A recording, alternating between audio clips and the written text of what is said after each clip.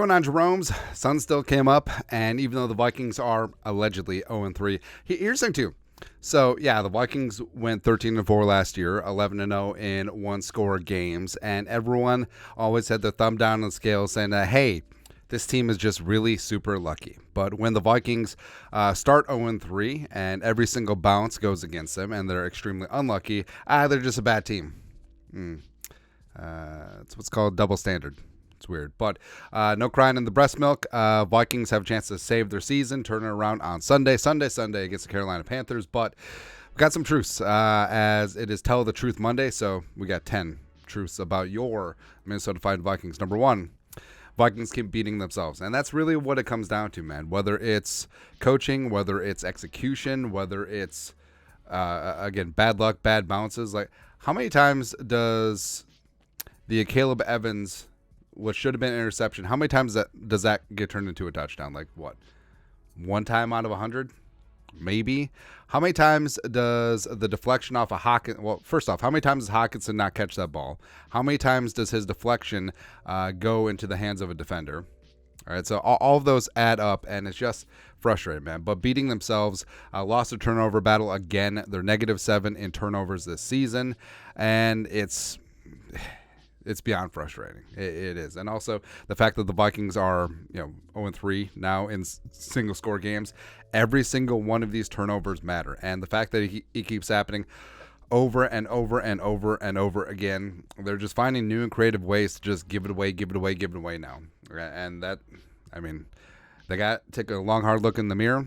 And whether it's the players, whether it's O'Connell and the coaching staff not getting them ready or not getting them set up for situational football, I don't know. Either way, the Vikings are the only 500 team in the NFL because, well, besides Monday night games, because they're 3-0 against themselves and they're 0-3 in the record book. Next up, number 2, Flores failed to adjust. So we love that Flores is bringing the heat. We love that he's being aggressive, but the commonality between him and Donachelle last year is failure to adjust, where Flores maybe is a little bit too aggressive. Donatello was way too passive, and they didn't change their ways. But 82% blitz rate on passing downs, and Herbert had a career day, 400 yards passing, 40 of 47, and Keenan Allen just did ridiculous things to the secondary because the blitz wasn't getting home. It didn't matter if Flores sent 5 or 6 or 7. The Chargers offensive line did a great job picking it up. Herbert got the ball out quick, and Keenan Allen was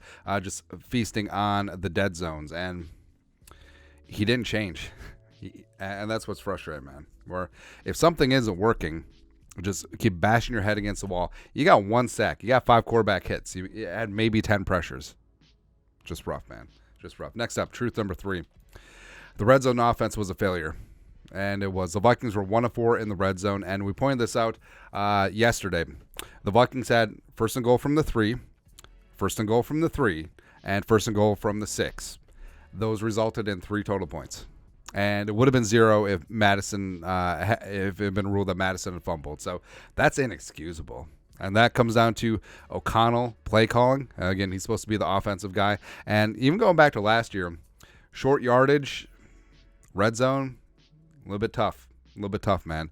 But also comes down to the players executing, and it's been a failure on all parts. Where, again, 1-4 in the red zone, and you had first to goal at the 3, and the 6, and you get 3 points in a 4-point game. That matters. 4. The final play was a comedy of errors. Now, it's hard to pinpoint one person. I know that everyone wants to blame Kirk Cousins because that's the fashionable thing to do. But also, the game does not come down to one play. This play just happened at the end. But first off, so Kevin O'Connell and Kirk should have had 2 plays called since it was 4th down, and they had no timeouts. And Kirk should have had the wherewithal to just go up to the line and spike it. But also, every other offensive player was just lollygagging around. Like, they weren't getting lined up. They were just like, oh, whatever, what was going on. So even if Kirk wanted to spike the ball, I don't think that he could in that amount of time. Now, yeah, there's like 12 ticks left. So would have had time for 3 plays. Even after the spike, sure, fine. All right, but it didn't happen. Also, I mean, Hawkinson could have caught that ball. I mean, Hawkinson catches that ball. Oh, Vikings win. Exercise the demons, and it's a cologne that covers up a lot of stink. But the fact that he randomly just Iowa Hawkeyed it and ended up in the midst of Kenneth Murray, it's bad. Also, the referee was slow to spot the ball.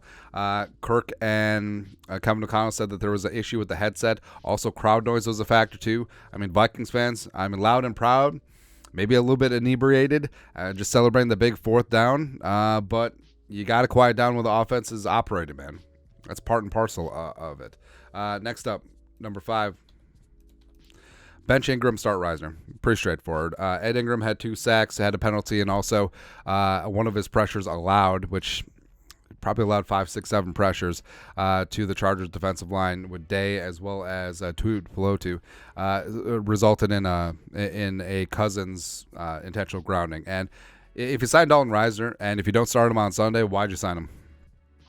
Season is on the line, and Dalton Reisner, even with only 6 practices under his belt as a Viking, would be better than Ed Ingram at this point. So that needs to be done. Otherwise, we riot. We do. Next up, truth number 6. The defense needs more from their leaders. And the defense has been good in spurts. They got a big-time stop at the end of the game, but the offense then couldn't convert. But they're giving up too many yards on the ground. 259 against Philly, and then 475 against the Chargers. So you need more. And Danielle Hunter, captain, leading the league in sacks, or tied for the league lead. We need more. We absolutely do need more. Harrison Smith has been doing some good things that don't show up in the stat box, but we need more impact plays. Same thing with Harrison Phillips, playing his ass off out there, but we need more. Jordan Hicks has been playing great, but we need more. This is a very young team. But the older veteran leaders on the back end of that defense need to step up. Got to have more. Next up, key number 7, or truth number 7, Kirk Cousins not to blame. I know that everyone wants to blame Kirk because it's a fashionable thing to do. And frankly, if you're blaming Kirk for this game, you already made your mind up, and then you're just reverse engineering it so you can find a way to blame him. And again, I'm not a Kirk apologist. I call balls and strikes. Like when Kirk was bad and his contract was a millstone around the neck of the team back in 2018, 2019, we called that out. Kirk Cousins is playing extremely high-level football right now, and he's doing that despite the fact that his defense is a sieve, as well as the offensive line is one of the worst in the National Football League. So he got sacked 4 times, 8 on the season, probably going to set a new career high for sacks and pressures, which was set last year, and he's still doing the damn thing. 1,075 yards passing through 3 games, leading the league. Yes, even ahead of Tua, completing almost 70% of his passes, 9 touchdowns, 108.2 quarterback rating.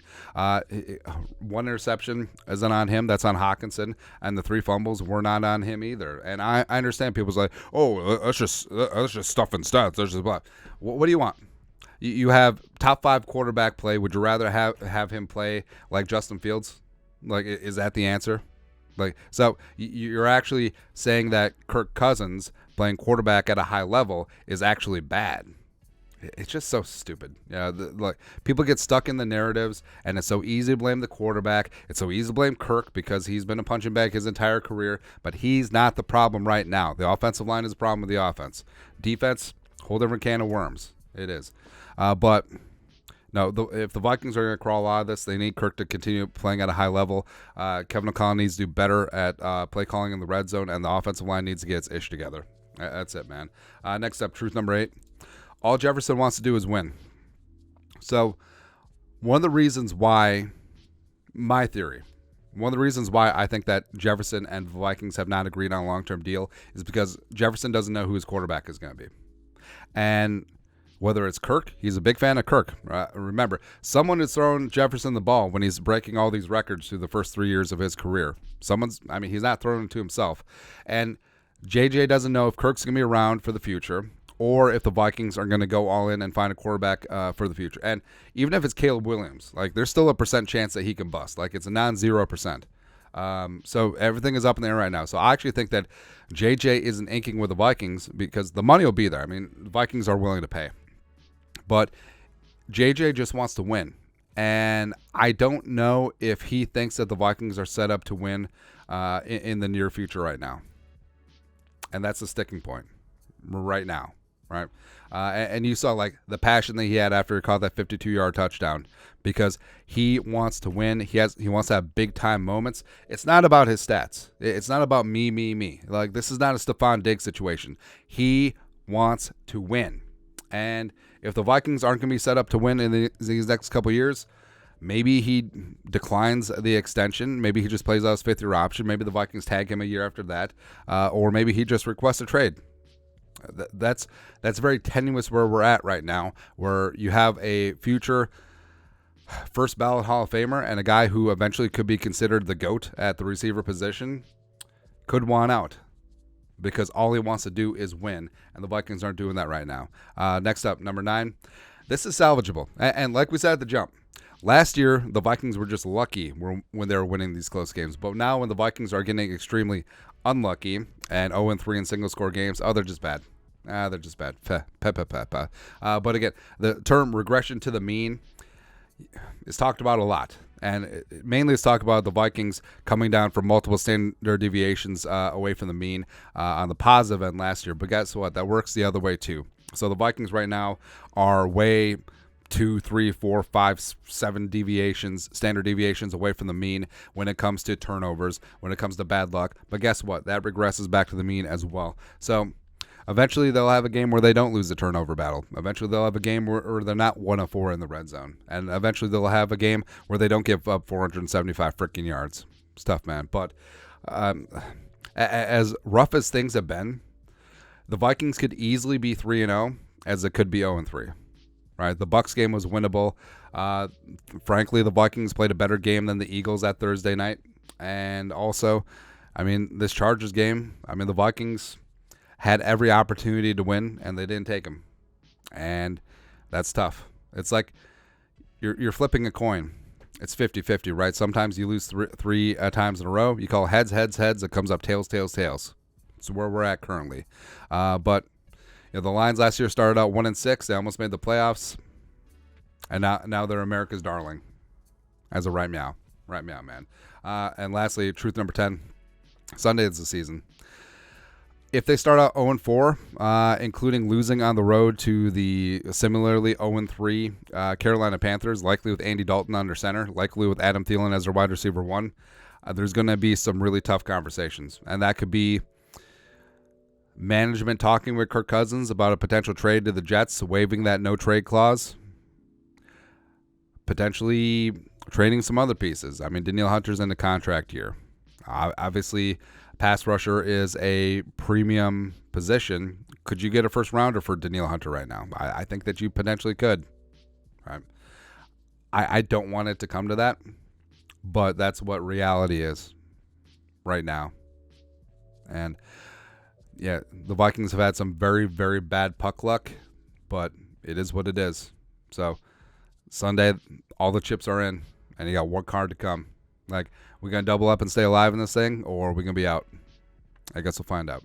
But that's it. That is 10 truths about the allegedly 0-3 Minnesota Vikings. Let us know your thoughts and our thoughts in the comment section below. Subscribe for daily Vikings takes. Want to support the work? Put a little something in the Venmo. But till next time, Skol, production value.